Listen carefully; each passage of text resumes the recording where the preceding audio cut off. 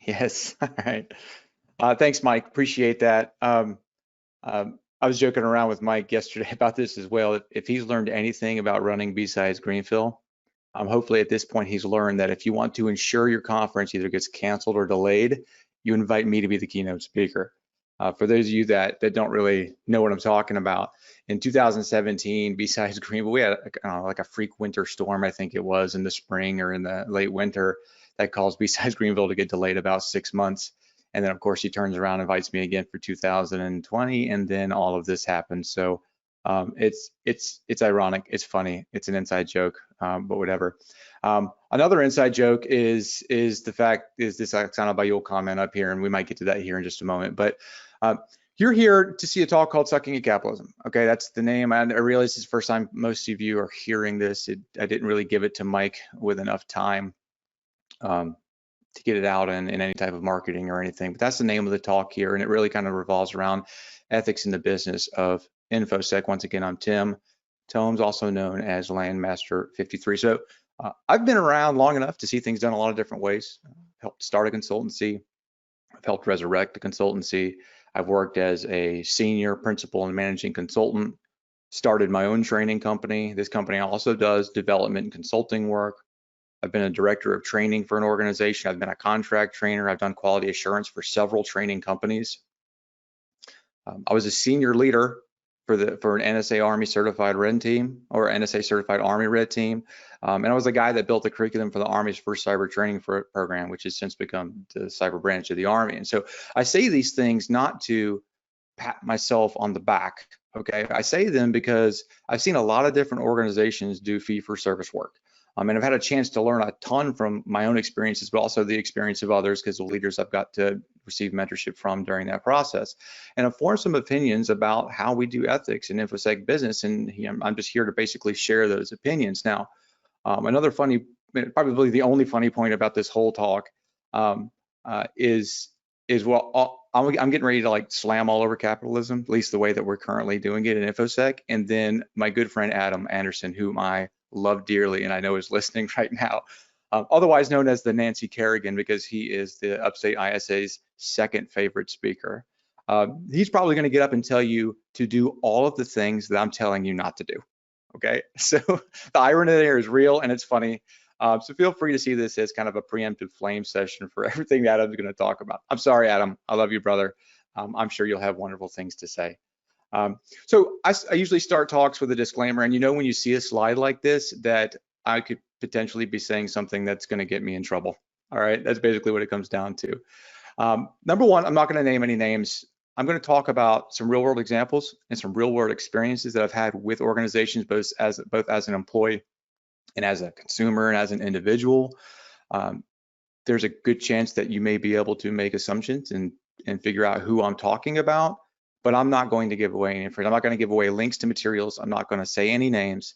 I'm going to try to be as anonymous or non-attributional as possible about these things, because I think some of this could somewhat help people form somewhat of a black eye about certain organizations or put a black eye on some organizations or form opinions. And I don't want to necessarily do that. I just want to point out some systemic issues here. Also know that much of this is subjective. This is my opinion, and this is based on my experiences. These are based on my circumstances, and this is based on my view of the world. So there's a really good chance that a lot of you are going to have different views, different opinions, and that is completely okay with me, and it should be okay with you. I'm just up here sharing mine, and you are free to either take that or leave it. And the last thing is because of that, I could potentially offend someone. Now, I don't ever seek to offend, but I realize that there are definitely people out there that do seek to be offended. Those individuals usually find what they're looking for. I ask you to be open-minded, open-hearted, listen, understand, engage in dialogue, and then we'll kind of move on from there. Once again, this is very subjective, very opinionated, and that typically leads down that road of possibly offending people. So let's talk about a couple of very different companies in our industry. And while these two companies are hypothetical, both of them exhibit qualities of various companies that I've either worked for or I have been a customer of within our industry. And these are all within our industry. So number one, consultancy number one develops and distributes open source tooling. Okay, so they, as an organization, they actively develop these tools, give them away for free. They also support other open source tooling. So for the things that they use, right, or the things that help them in their daily job, they also support those, not just by using them, but also by marketing them, telling people about them, including them in their training courses, and even in some cases financially, they donate to the cause. Even when open source tool developers don't ask for any money, there are organizations out there that will say, you know what, they've helped me a lot, I'm going to give money back to them through their, their buy a coffee link or whatever the thing may be, PayPal, whatever it is. This organization understands that satisfied employees make satisfied customers. An example that really stands out to me is an example of this hypothetical consultancy here. Is I had an opportunity to go back and be a part of an annual party for a company that I once worked for, and at one point in time, the owner of the company brought all the people together, and the families were there and everything. So it was a really good, wholesome family environment. And the owner pulled everybody together and said, "Hey, look, we did really well this year. We made a whole bunch of money." And was very transparent in literally giving numbers, right? We made X number of dollars more than we expected to this year. And yes, everybody gets bonuses and yada, yada, yada. But I decided that instead of trying to take this money and try to do something to bolster technology at the company or add a new thing or do this or that or find ways to spend it so that we can reduce our tax overhead or whatever it is, just gave it away. Said, look, I'm giving it to you guys. I'm giving it back to the employees that make our customers happy, because our customers are the ones that are paying us to do this work, and you're the ones that are making them happy. I'm cutting everybody a check, and these checks were not small. We're talking 4 or 5 digits to these individuals. And this was in addition to bonuses that were already going to be paid based on performance and so on and so forth. And so that kind of thing just speaks to me and says, hey, this company understands that satisfied employees make satisfied customers, and they went the extra mile to ensure that their companies were, or not certain that the companies, but their employees were well taken care of. Companies that use rates to throttle work. There's a lot of different reasons you'll see rates change. But in this particular case, I've seen organizations that will not just raise rates because they can, but they'll raise rates because in a lot of cases they can't. And by can't, I mean they can't satisfy the amount of work that's coming in. That they got a good reputation, they got a lot of folks coming in, but they don't feel like they can find enough skilled labor to do the things that they're being asked to do. Sometimes they'll raise their rate in an effort to reduce the backlog. Sounds crazy, sounds counterintuitive, but I've seen that happen before as well. Transparent use of qualified subcontractors. So this is kind of important to me because I do a lot of subcontracting work, and I've also been on the other side where I've hired subcontractors. It gives people an opportunity to start and grow similar businesses. And someone would say, well, why on earth would I foster competition? The reality is there's more work to be done than there are good people that can do it. So the more small companies, the more organizations that can get started and get up and running, the better the better off our industry is going to end up being in the long run. And also this transparent use of it is being just transparent about business practices, right? Like I do not have subject matter expertise here, so I am bringing in somebody in that does, and I'm being transparent about that, and it helps lead into trust and things of that sort. Believes in quality over quantity, and this goes in a lot of different directions, both in the things that they do and the things that they purchase. And the end result of all these things is no one in this particular company is necessarily filthy rich. Okay. So what's the common thread of all these particular bullets here? Well, I would say that they're focused on a culture of giving versus a culture of receiving. And this is something that a lot of companies, I think, talk about. And while they talk about it for a while, rarely does it stick, right? Rarely does this stick. But when it does, it absolutely shows there are people. You can see it through your interactions with that particular organization. But the problem with this particular consultancy right here is we look at it and we say, wow, they really suck at capitalism. So let's look at consultancy number 2 here. Consultancy number 2 bids on any contract with cyber in the title. I've been a victim of this myself personally. Before PBAT, my practical Burp Suite Pro Advanced Tactics class ever went live, I taught it for an organization privately first, as almost kind of a beta run through the course. And it was the result of an RFP. They reached out and said, hey, we would love to be the first ones to do this. However, we have to go through an RFP process, yada, yada, yada. We're going to literally copy and paste your description of the course into the RFP, so that it's like there's no way anybody else can do this. It's proprietary information, right? And so they put out the proposal, and I bid on it, and I was really surprised to get the email that said I lost the bid. And so I reached out to the organization. I said, hey, look, obviously at this point in time that I've lost the bid. Just want to let you know that I'm a little concerned because I know what you were asking for, you cared about, and I'm not sure how an organization can come in and bid on something that is proprietary. And coming from one of the individuals that's known as being an expert with that particular thing, a subject matter expert in that field, by a company that couldn't even find a website for on the internet. And they went and back, did some investigating, and of course that's exactly what it was. Somebody was literally just bidding on every contract opportunity they saw come across their desk. They had the word cyber in it. This is a real thing, and this is happening. And of course, I think we can all agree that's not good for the state of security. It's good for the state of those businesses, perhaps, but not for security overall. Consultancy number 2 sells any service with security in the name and regularly takes on work outside its core competency. And I would say that 1 and 2 often lead into 3, right? Because when you're bidding on a bunch of stuff that you don't know how to do necessarily, then you're going to have to take on work that you're not really qualified to do either. So there's that. Now, bullet number 4, bills above market rate because of company or individual name recognition. Well, this doesn't sound wrong, right? But I've seen a lot of organizations do this is if the person with name recognition, that rock star, is the one doing all the work. I have literally seen proposals from companies that always include the bio of the rock star, even if that company never intended for that particular person to fulfill that contract, but they sell it as if that person is. And I believe we call that in business the bait and switch, right? That's the InfoSec version of bait and switch. Hey, Rockstar is going to do this. Not really, okay? Maybe when you're in a chat channel, when we hop on a phone call or do an email, Rockstar is present, that person didn't do the work. Because it's impossible for them to do everything that these organizations are taking in for work. And the next one, the bill's the same inflated rate for both the rock star from bullet 4, as well as the senior and junior analysts.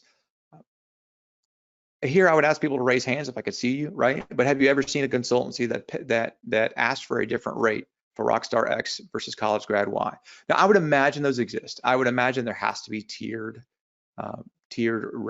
rates or tiered offerings in some organizations. I've just not seen that happen. I've seen it talked about.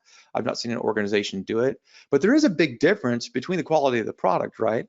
A better asset's going to get paid more. Okay, so they justify that higher rate, but all too often what we see is that inflated rate that person's justified to bring in is actually applied universally, and that's done for a lot of different reasons, most of it to not be transparent. Okay, so this is a big problem, and it's a problem that's of scale, right? And it's fed by demand. There simply aren't enough people to do the amount of work that's available in our industry and to do it well. So the bigger a consulting firm gets, the more people they need, the more competitive hiring gets, the lower the skilled talent pool becomes for that organization. And the skilled talent pool grows for the industry as a whole is growing slower than the attack surface itself. So the impact is that a company grows, talent pool gets watered down, overhead costs grow, but the quality goes down and the rates go up. Okay.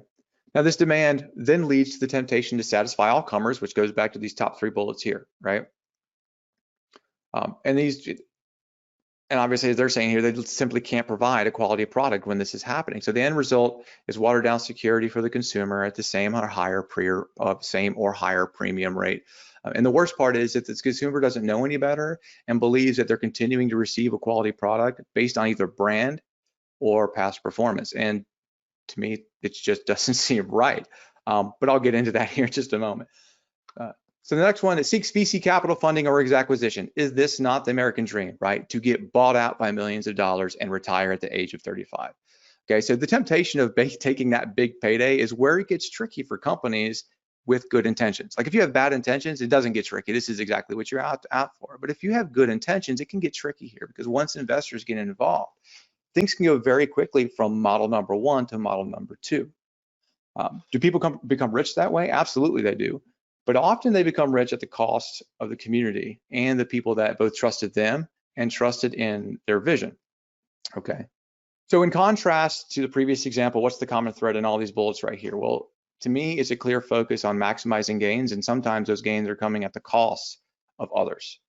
Now even though this example here is about consulting, the model is not unique to consulting. Product and training vendors are equally affected. And InfoSec is full of people and companies that are taking advantage of the fact that their citizens or that their clients, right, they don't know any better. So rather than take responsibility and help our clients understand, right, these organizations are capitalizing on lack of knowledge, right? But this company, consultancy number 2, this company excels at capitalism, okay? Now, while these bullets are synonymous with what many would consider capitalism and properly functioning capitalism, I'm going to spend the rest of this presentation making the argument that this is the result of capitalism done wrong, done due to the greed of man and not to the core tenets of what capitalism was founded to be. So we'll start that argument now, okay? And I'll start it by briefly defining not what I think capitalism is, but what capitalism is, okay? And then shedding some light on the origin of it. So here in bullet number 1, Google defines capitalism as a system in which a country's trade and industry are controlled by private owners for profit rather than by state. Okay, so it's pretty straightforward. Our Constitution gives us the freedom to buy and sell property for the purpose of profit. Now, does that mean that profit is the ultimate goal? Or does that mean that profit should be the sole focus?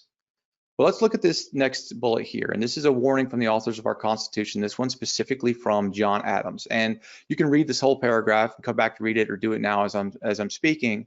But ultimately, they all are feeding into these two bolded statements right here. And I am going to read through these bolded statements. The first one is, we have no government armed with power capable of contending with human passions, unbridled by morality and religion. And the second one is, our Constitution was made only for a moral and religious people. It is wholly inadequate to the government of any other. Okay, so what does this mean for our definition of capitalism? If the people that wrote the Constitution are telling us that morality and religion are really important to the use of this Constitution, which governs and gives us this capitalism. So morality comes from religion, right? So these two particular terms here are pretty closely tied together, and most of the world religions share a common thread. As I was thinking about this and reading this thing, I'm like, I got to find this common thread. If this morality and religion is so important to the proper implementation of capitalism, then what's the common thread here? And the common thread that I've been able to find, and not all world religions, but the major ones, we're talking about Islam, we're talking about Christianity, Judaism, is love. Love is a common thread there.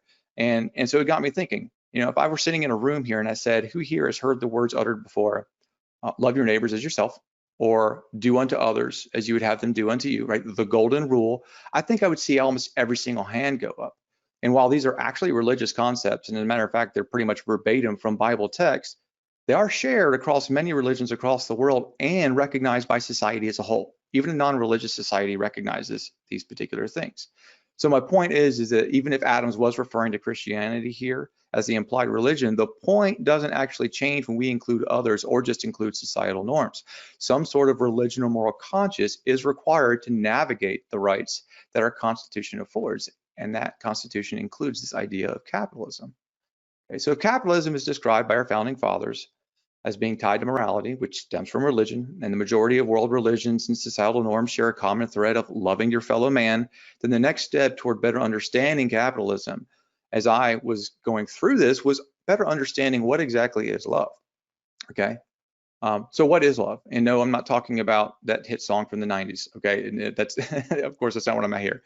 And another kind of humorous point is, I believe I could be the first person in the history of security conferences to actually define and talk about love in a talk, right? Especially a keynote. So this is, I will gladly wear that banner, by the way, so feel free to label me as that.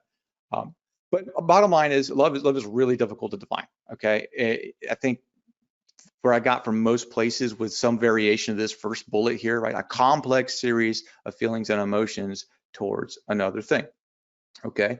But it's really difficult to define, and the definitions are all over the place. And so what we see, the world religions, which I had that common thread of love, what they do is they don't actually aren't able to define it either. So what they do is they actually take and they try to say what love looks like, give examples so that we have an idea or an image or a visual of what this thing called love is. So Quran, with regards to love, says that Allah is with those, Allah loves those who are of service to others.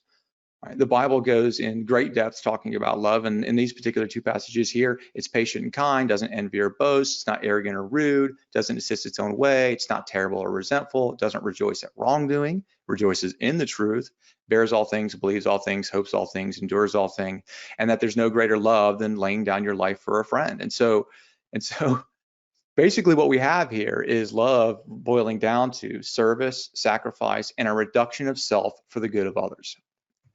So let's bring all of this stuff together. If the founding fathers designed capitalism for a moral and religious people, and The major world religions and society as a whole find their basis in love. And if love looks like a reduction of self for the good of others, then which business example, consultancy 1 or consultancy 2, sounds more like capitalism now? I would certainly make the argument that in consultancy number 1 appears to be excelling at capitalism, while consultancy number 2 appears to be sucking at capitalism. Okay. So this thought exercise led me full circle back to the keynote that I gave in BSides Greenville 2017 that Mike spoke of earlier. And the talk was called InfoSec Proverbs, the Tim Tome's Top 10. And basically what I did was I just wanted to put together the top 10 lessons I've learned, whether it be about business, about technical stuff, about personal development, professional development, whatever. That was my first time ever doing a keynote, and I felt woefully out of place, just like I do right now, because I'm much more technical than I am anything else. Definitely not a thought leader by any means. But I just wanted to kind of like just throw those things out there. Hey, these are some things I could share with people that are looking for mentorship. So I created a talk around that. And number 7 of that particular list was, it is better to give than to receive. And the point that I was trying to make is that pretty much applies to everything that I've been a part of and everything that we do within the InfoSec industry. I mean, mentorship, software, training, workshops, seminars, conference talks, whatever. Right? I'll give you some examples of those. Let's look at mentorship. If everyone's giving mentorship, then who's receiving mentorship? Everyone, right? Same thing goes for like service, right? If everybody's serving everybody, then who's being served? Everyone, right? This is actually a biblical concept, but once again, it does not require being a follower of Jesus to understand that this just feels right. If we are all giving, then everyone is receiving, okay? Point number 2, like the software here. Giving away software like Recon NG has done more for my career and my quality of life than selling it ever would have. It has led to countless job opportunities. It's probably been 80% of the development skills that I've acquired over the years have come from my continuous development of that project and rewriting it over and over again. Quick story about that. Early on within the development of Recon NG, I had folks come to me, actually corner me at a conference and say, hey, look, we're developing open source intelligence gathering tools, and we're looking to make them subscription based. But you're giving away something that directly competes and in many cases is better than what we're doing, and it's not fair, or not necessarily fair, but they were angry about that. They didn't like the fact that I was doing it.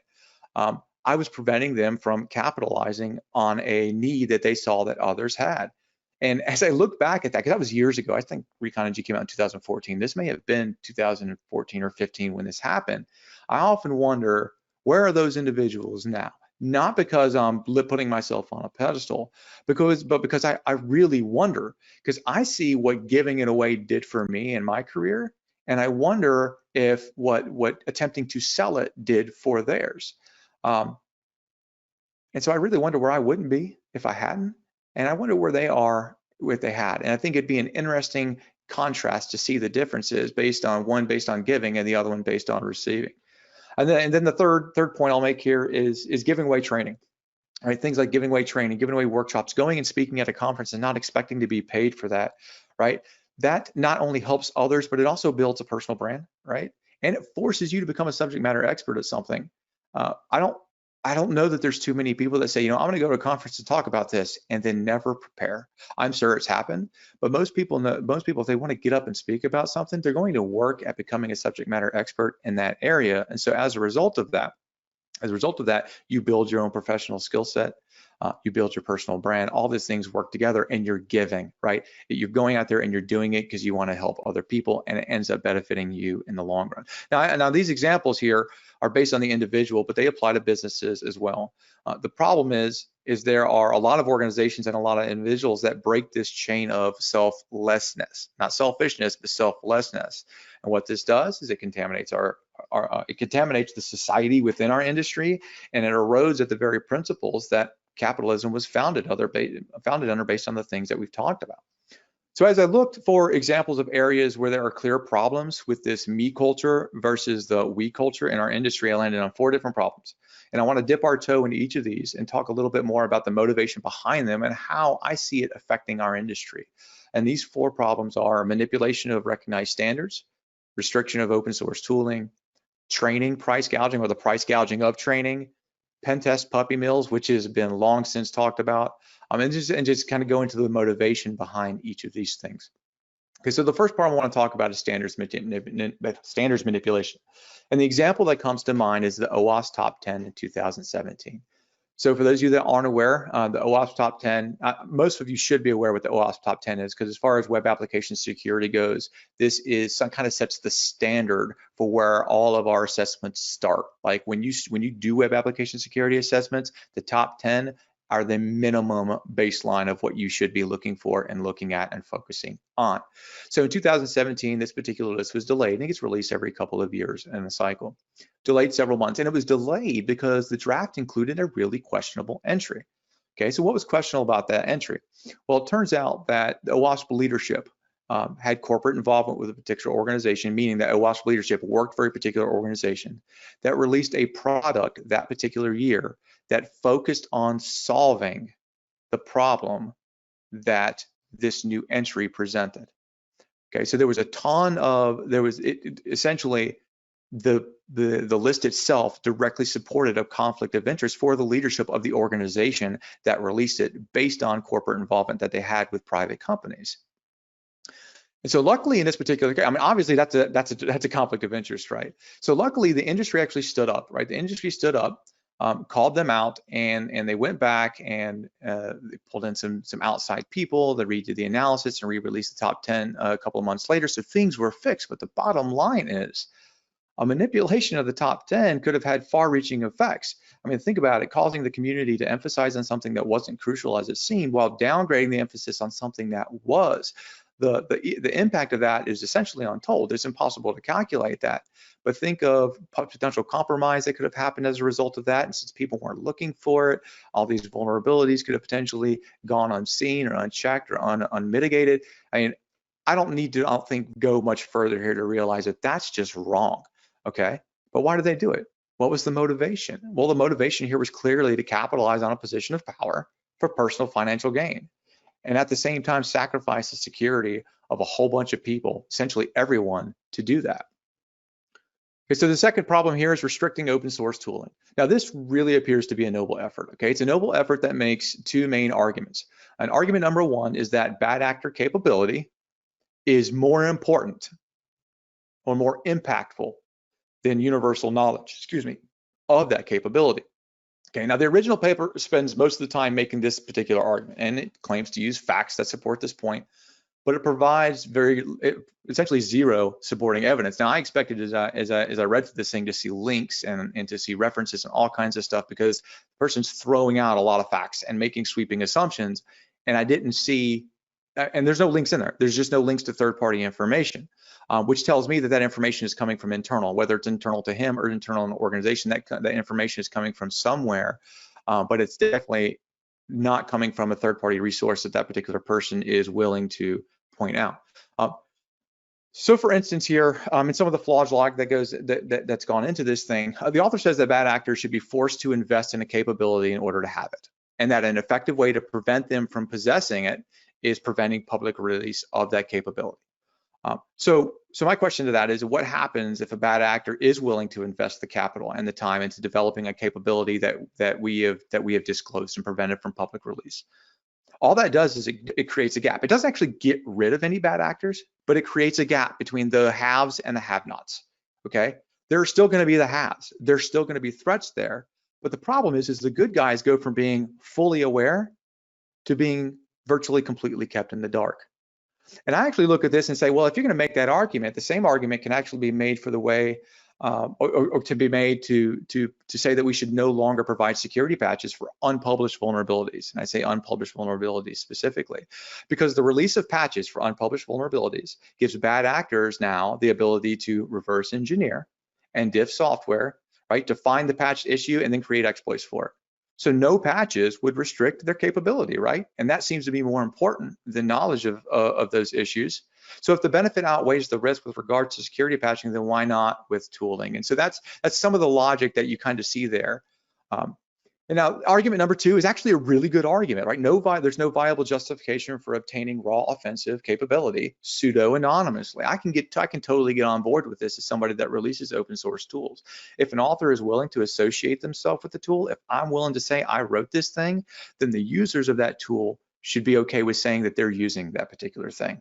I can get on board with this. So it's not 100% bad argument. I mean, it's not 100% bad idea, and it certainly appears to be a noble effort, but what is the motivation? And you heard me kind of allude to it a little bit where I was saying that there was no information, that he didn't point to any public information, that most of it probably came from internal. And as I looked a little bit closer, I found out that the person that's driving this movement works for a company that would greatly benefit from any implementation of this idea. Right, they're one of the marquee names for all the kind of stuff, the information that would feed into this. They're one of the marquee names for an organization that would implement or assist in any type of legal regulation of that stuff. Right, they would be someone that the government turned to do this. And so I am making an assumption here completely. I totally don't know this is fact, but it certainly appears to me that this movement here could be motivated by a desire to capitalize in a way that hampers many of us operationally, while greatly benefiting a few financially. And whether it's done for noble, whether there is some nobility behind it or not, what is the motivation here? Now, unlike the OWASP issue, this one's not resolved. Okay, there are some neutral resources out there where you can try to view some arguments, view the various arguments that are being made and make a decision yourself. I got a link here to one that's coming online in a couple of days. This is not me, right? I am not running this. The person that is somebody that I think is a very middle of the road person, tends to not get involved in drama, but really cares about the truth and making good decisions as an industry. And so I'm willing to put this link here, but I just want to make it clear that I am not the one that is building this or putting this information together. And I'll let that person reveal themselves when and if they release this thing, if they choose to do so. I will not name any names, like I said. Okay. So the third issue, and this one really hits close to home for me, is training price gouging. And the reason why it hits close to home for me is because this is my passion. Like, I love teaching people about the things that I know in InfoSec and the things that I've learned. And in fact, I built my company around it. And when I say my company, it's just me, right? It's me with an LLC, but it is a company built around training. And if I ever grow, it will be to train. I also do some other things on the side, but I'm a training company. So this is close to home. And so what I did was I went out and I tried to build a table here of the average daily price of training for various organizations, for various providers. Now, these providers are generally highly rated. You can find negative feedback pretty much anywhere, with the exception of PracticeSec. Just kidding, right? That's funny. Now, seriously, that's my company, right? And so, of course, I'm including myself for transparency here. You can absolutely find negative reviews for any of these, but these are all generally considered to provide highly rated training. I mean, it is based on an 8-hour day too, which is why some of these numbers look a little bit funny, because there are organizations that teach 4-hour workshop or 3-day workshops, 4 hours a day, and so you have to kind of do some math with the hours, but ultimately 8-hour days. So Black Hat 2019, these are pricing for Black Hat 2019, $1,250 to $2,000 a day. Black Hills InfoSec, $198 a day. Now I have zero here because Black Hills recently came out and said, hey, if you can't afford to take the training, we'll give it to you for free. So obviously that seriously reduces the daily price, but I went with what their listed price is, which I think was 395 days for a 4-day workshop. That was a total of 16 hours. My price is standard across the board, $500 per person per day, regardless of whether it's on-site, open enrollment, whatever. SANS is $1,170 a day. Now, SANS is the only one that might not be exact, and that's not because I want to fudge these numbers to make them look bad or anything like that. It's because every time I go there and I check the prices, they're actually higher than it was before. And so there's a good chance that they may have actually gone up since I collected this information, even though it was only like 3 to 5 days ago. I just want to make sure I throw that caveat out there. Spectre Ops, pretty much $1,000 across the board on all the classes that I could see that were listed upcoming. And Trusted Sec, same thing, about $750. Okay, so why is this information important? Okay, so I went and I did a little survey on Twitter this past week and asked a question: how much are you willing to spend out of pocket per day for decent training? And here I specify not the best, but something relevant that will make you marginally better at your craft without being reimbursed. And this is a really tough question to ask. And it's a tough question to answer because it's extremely subjective. Well, how many days is it, right? Rich people versus poor people. So there's a lot of subjectivity that goes into this, but ultimately I was just trying to get enough data to make this point, and I think I did, okay? Regardless of where the statistical anomalies may be and how you could maybe draw some conclusions from, 90% of people are willing or can't, or aren't willing or can't spend or won't spend over $500 a day for training.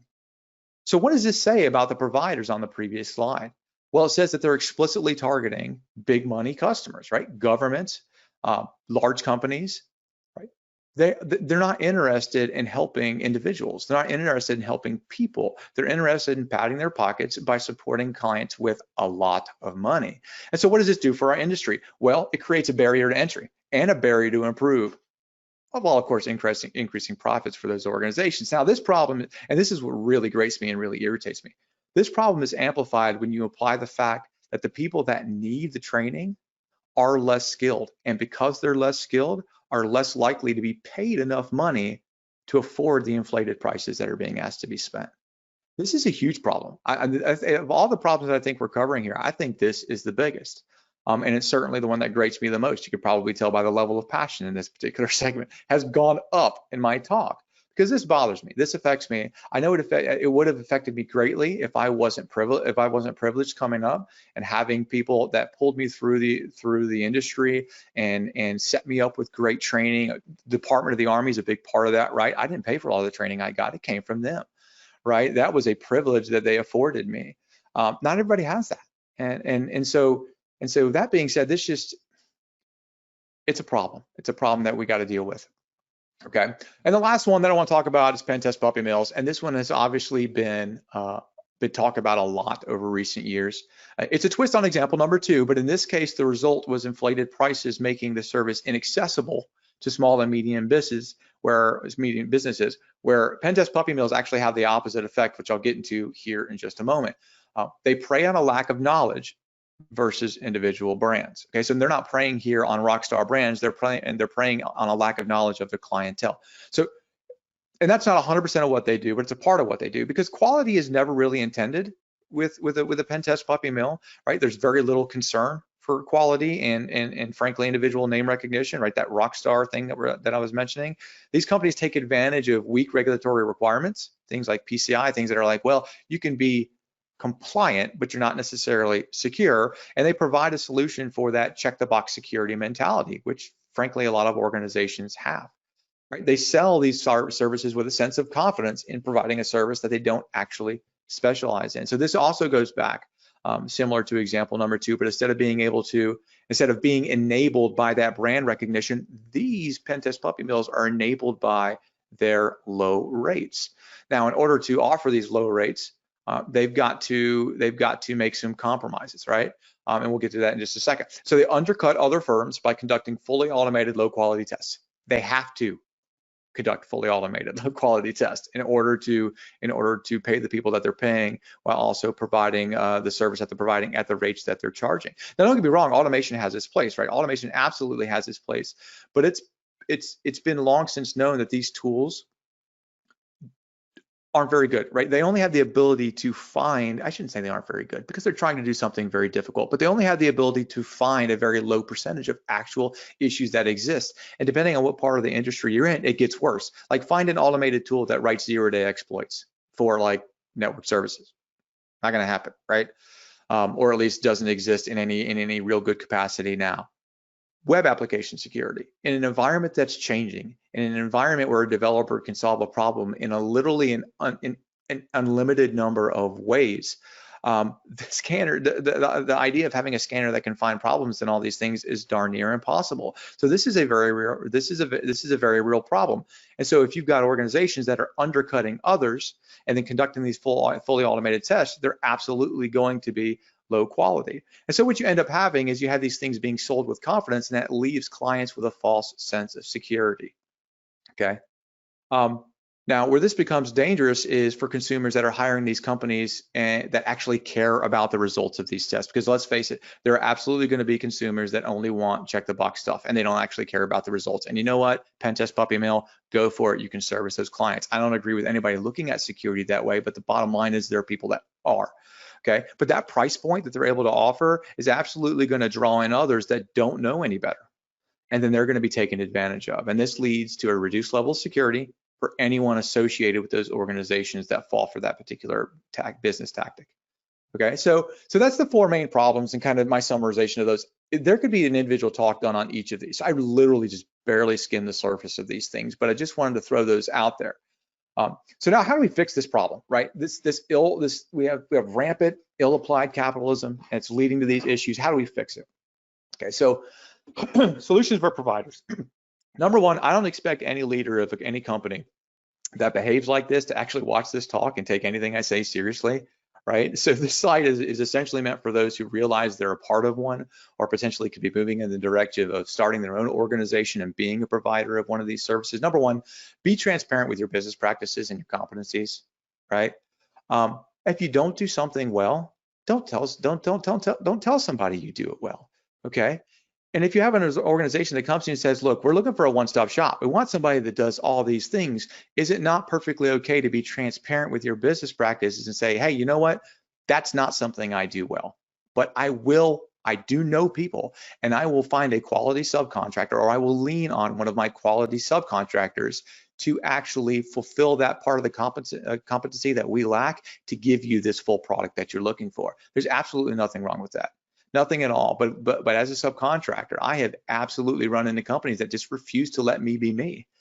And what's absurd about that is how hard is it to say, Tim Tomes, I wonder what his credentials look like since he's conducting my test. Google Tim Tomes, founder of Practical Security Services, LLC. That's not who I hired. Right? So it's not even really a secret in most cases. So why not be transparent about it to begin with? Anyway, soapbox. All right. So they offer different tiers of service, or for you, offer different tiers of service based on asset proficiency. Once again, it makes sense. If you've got a rock star, charge rock star rates for that person. They're worth more. They're going to work faster. Chances are they're going to be more efficient and get things done quicker, but that doesn't mean that it should be the same rate as a result of that, right? You can up the rate for somebody that's going to be more efficient and a better asset. That just makes sense. That actually feeds into what our founding fathers had in mind for capitalism. There's nothing unethical about that. Price training so that it's accessible to all. And this kind of goes into the next bullet. Just stop being greedy. Have a heart for others. Contribute to the good of everyone. And you can do that by pricing training so that it is accessible. I'm not asking you to give it away like Black Hills, right? In fact, Black Hills, I saw some people saying, take advantage, take advantage. I don't necessarily agree that you should take advantage. If you have the ability to give a little more, you have the ability to pay that $395, do it. There's still work going into that. And even though Black Hills isn't going to ask you to, if you have the ability to, do it. If you don't, then go get your free training. And that's a great thing that Black Hills is doing for you. But ultimately, just think about someone else other than yourself as you're embarking on this journey. Now, I get it. A lot of this stuff is much easier said than done, right? And ultimately, it requires a huge culture change. This is not going to be something that brand new guy just got hired or intern is probably going to be able to change within an organization. This definitely comes from the top. But one of the good things about capitalism, right, is the employees and consumers, we have the ability to drive change. And so those are the kind of the next couple of points that I'm going to go into.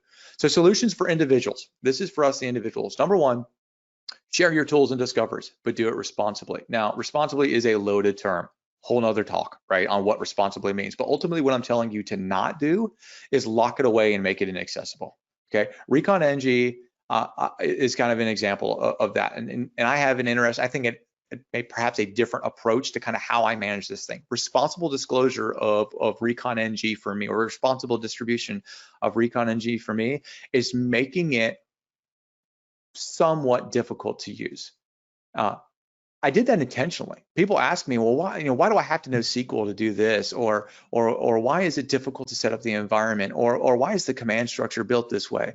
Because I get hit up on Issue Tracker and Twitter DMs all the time from anon hacker with a guy with anonymous mask. I'm trying, broken English, I'm trying to hack my friends, I'm trying to dox somebody on Facebook. Can you show me how to do it with Recon NG?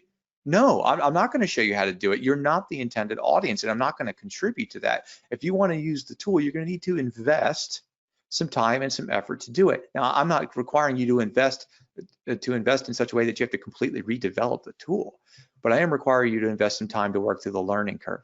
And that's how I've chosen to make the distribution of Recon NG a responsible distribution. Okay.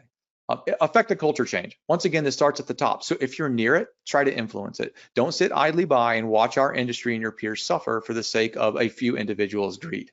Don't do it. You don't have to. And that kind of leads into number 3 here. There's more work than there are good people to do it, and that results in a ton of opportunities. If you're a valuable asset, consider finding a new job. Consider moving.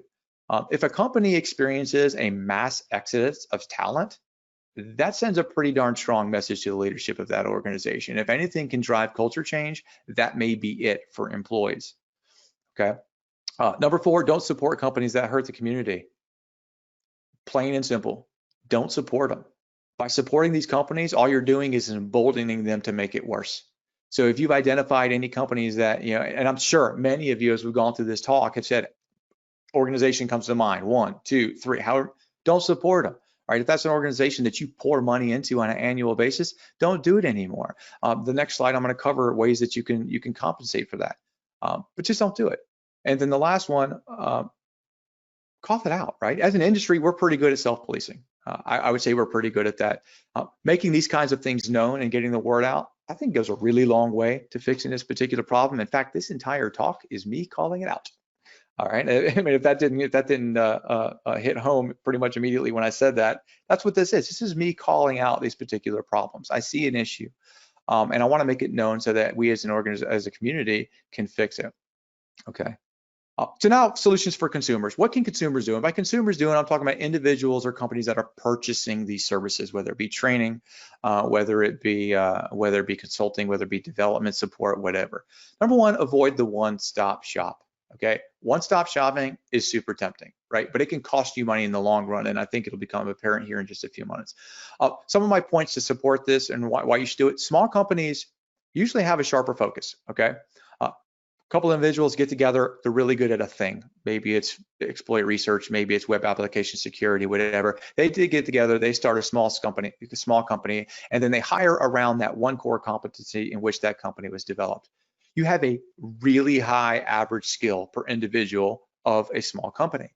You can. I shouldn't say that universally applies, but it certainly has in my experience.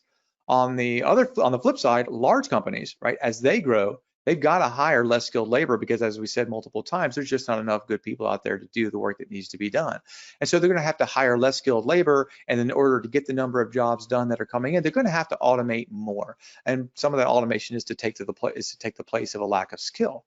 So you're going to end up with a less than average quality per engagement. And what this ends up resulting is you have this short-term gain because guess what? I'm only spending time doing one contract. I'm only spending time talking to one client, and that seems to save money now because I'm saving time, but it ends up in a long-term loss. And so let me give you an example.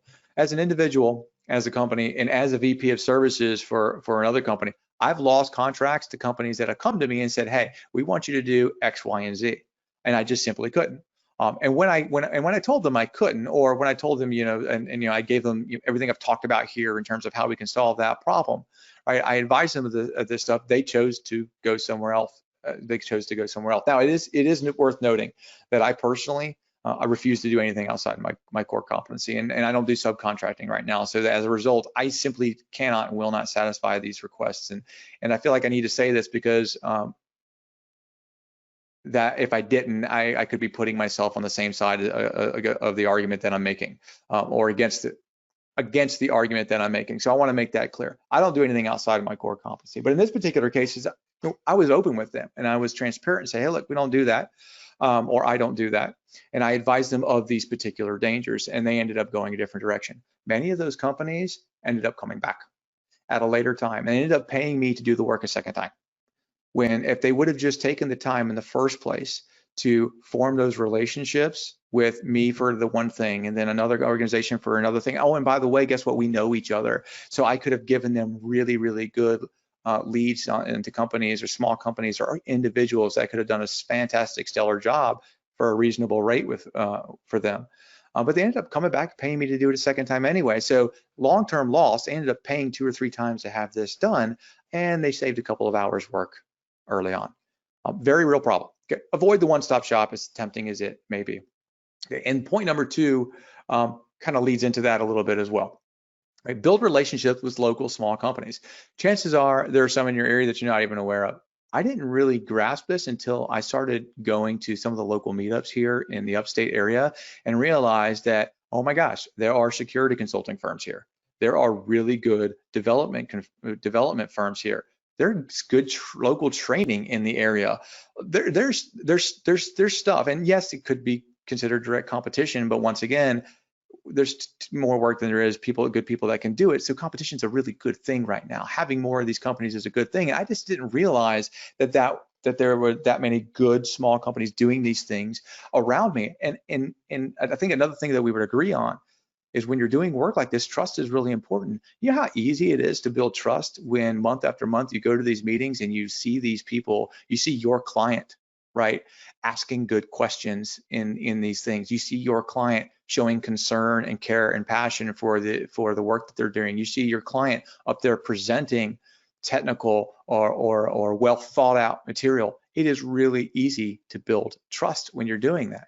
Okay, and so I'm convinced that the best services you've never heard of exist here. It just takes a little bit of time and a little bit of effort to get involved, go out, meet some people, and have the phone calls, right? Have the additional phone calls, put in the extra hours of contracting to bring in these small organizations that are going to do really, really good work for you and have a high average skill. And oh, by the way, since they don't have all that overhead, they're also typically cheaper. I've actually had people tell me I had to raise my rate because my rate was so low they were afraid contracting was going to think I was a fraud. Okay. No, I don't have an office I have to pay for. I don't have a bunch of employees that I got to pay for. It's just me. I'm really good at what I do. I'm a one-trick pony, but I'm really, really good at my trick. Okay. And I want to do that trick for you. Okay. And I'm willing to do it at a nominal rate. And so that doesn't equate with companies with regards to modern capitalism or the way that we've been doing capitalism. So we really need to kind of change that mindset. Okay, so I'm probably way over at this point in time, and I'm not looking at any text, so I imagine Mike's probably screaming at me. So let's get to this conclusion here. Number one, I'm a huge proponent of capitalism, true capitalism. Regardless of what this presentation says, that has to be known. I'm a proponent of true capitalism. I don't believe that change happens when you're forced to give. Right, and feel free to go down while I'm saying this and read this verse at the bottom of the page. When you're forced to give, there's no heart involved in it, and when there's no heart, there's no change. Okay, capitalism, true capitalism, gives us the opportunity to choose to give, to choose others over ourselves, and that ability to choose is a change of the heart, and the heart is the only way that we're going to fix this problem and many other problems that are very relevant in our culture and our country right now. And as I've said, current capitalistic tendencies rooted in self are not what the founding fathers intended, and I hope I help people see that today. There are absolutely companies doing it right. I know I pointed out some things that could potentially be wrong, but there are absolutely people doing it right. But in the cases that those are wrong, we all have a part to play. We all have a part to play as a part of the solution, and I hope I've been able to present those to you as well. Ultimately, we have a choice between the good of humanity or for the good of self. And at a time when I believe it's never been more relevant, I'm imploring everybody that's listening to this talk, please choose humanity, right? Choose others, choose the industry, right? Choose the thing that you love.